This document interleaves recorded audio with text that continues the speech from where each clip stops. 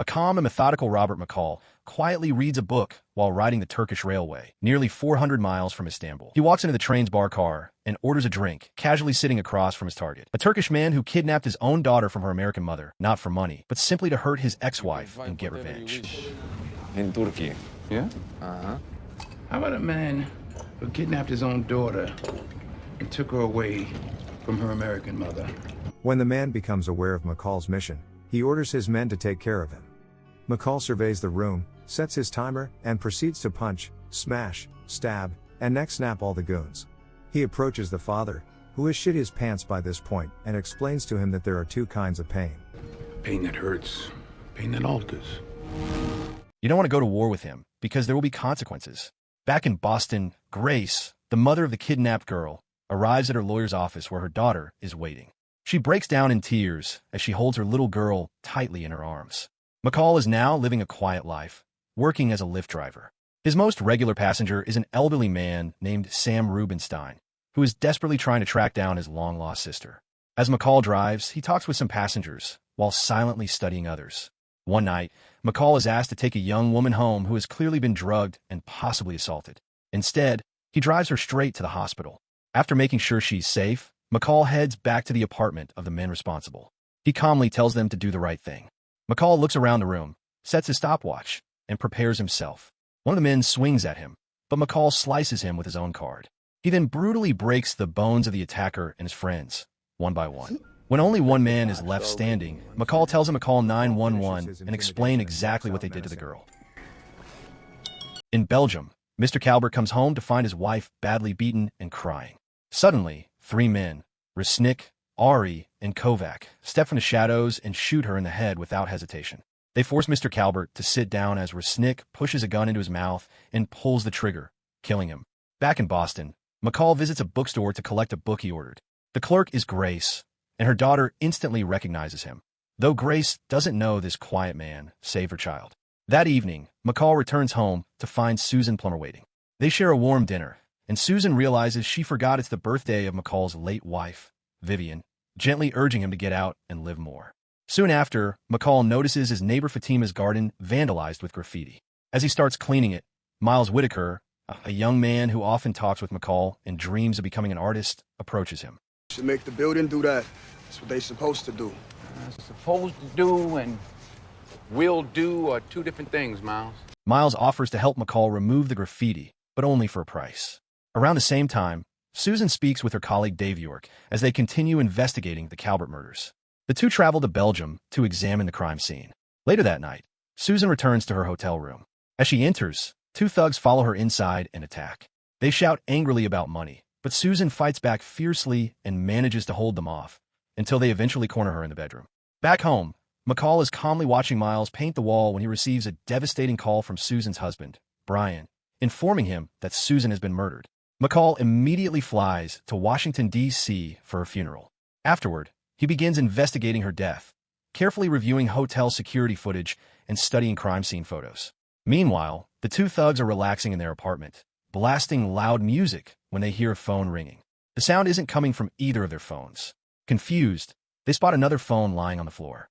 When one of them answers it, their radio suddenly explodes, killing them both instantly. Outside, Resnick and his men watch the explosion they carefully planned. McCall later meets up with Dave, his former partner who once believed McCall was dead. They learn about the thugs' deaths, and McCall realizes they were just loose ends that needed to be eliminated. He also begins to suspect that Susan's murder is directly connected to the Calbert case. Soon after, McCall notices Miles heading out with two local gangsters. He quietly follows them to their apartment, knocks out their guards, and takes their guns. Miles admits he came there because the gangsters promised to help him get revenge on the men who killed his brother. McCall storms into the room and makes it clear Miles has no business dealing with people like that. Use it while you're still alive. You don't know what death is. You have no idea what death is. McCall is a man who has lived with death his entire life, and gives and he warns Miles to rethink the path he's choosing.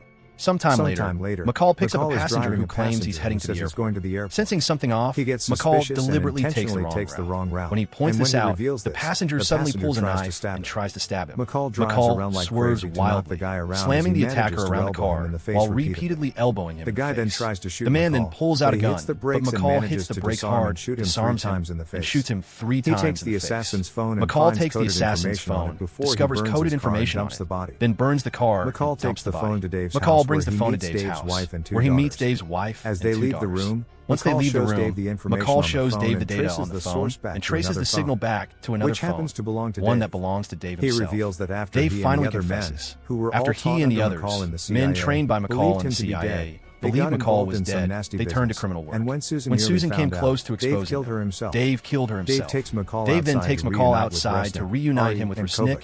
Ari, No, and Kovac. no, none of this is personal. What you do, what you become is not my concern. The world is full of so-called men like you. And in a perfect world, everything we do comes with a price, but this ain't a perfect world. People do bad things.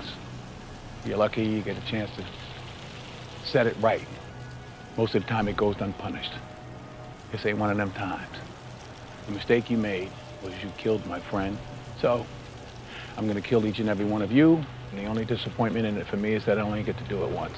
McCall calmly asks Dave's wife for a ride as she passes by and promises Dave he'll see him again at work.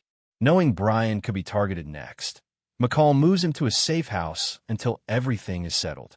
Back at McCall's apartment, Miles is painting the walls when Dave and Kovac try to break in.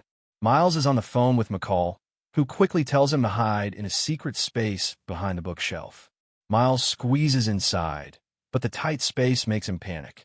Just as Dave is about to find him, McCall calls Dave and tells him where he's headed, pulling their attention away.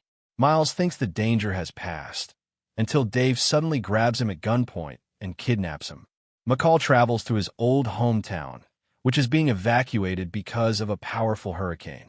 The 4 villains spread out, searching the empty town for him. Kovac enters a shop, thinking he spotted McCall, but McCall fires a harpoon straight through his head. Ari goes after McCall next, but McCall catches him first, guts him, and slices him up like a fish. Resnick chases McCall into another shop, where McCall detonates a grenade, blowing Resnick apart. That leaves Dave positioned at the top of a tower, trying to snipe McCall. Dave contacts him and reveals that Miles is locked inside a car trunk, threatening to kill him unless McCall surrenders. Dave fires several warning shots. On his final shot, McCall shoots the tire of the car holding Miles, causing Dave to miss. McCall climbs the tower and faces Dave in a brutal fight.